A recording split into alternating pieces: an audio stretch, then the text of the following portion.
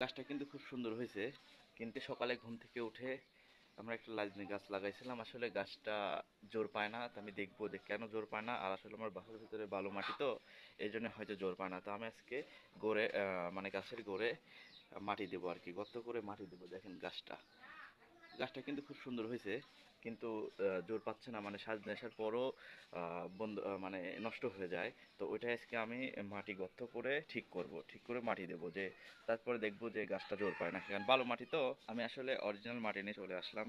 এই যে অরিজিনাল মাটি, এই মাটিটাই আমি এখন গাছের গোড়া গর্ত করে দিব। প্রথমে আমি অরিজিনাল মাটিগুলো গুঁড়া করে নেবো। আসলে এই মাটি দেওয়ার উদ্দেশ্য একটাই, মানে গাছটা জোর পায় না, ভালো মাটি তো জোর পায় না, এই জন্যই মানে গাছটাকে একটু মানে বাঁচানোর জন্য, ভালো করার জন্যই আমি অরিজিনাল মাটি গড় দিয়ে দেবো। এটা আপনাদের সম্পূর্ণ দেখো, ভিডিওটা লং হতে পারে। এরে গুঁড়া করে নিচ্ছি যাতে সহজে দিতে পারে।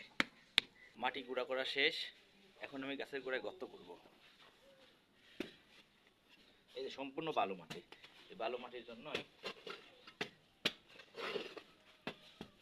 এই যে খালি কিন্তু বালু মাটি। আসলে এই বালু মাটির জন্য কিন্তু গাছটা হয়তো বা বল পাচ্ছে না, মানে দুর্বল হয়ে রয়েছে।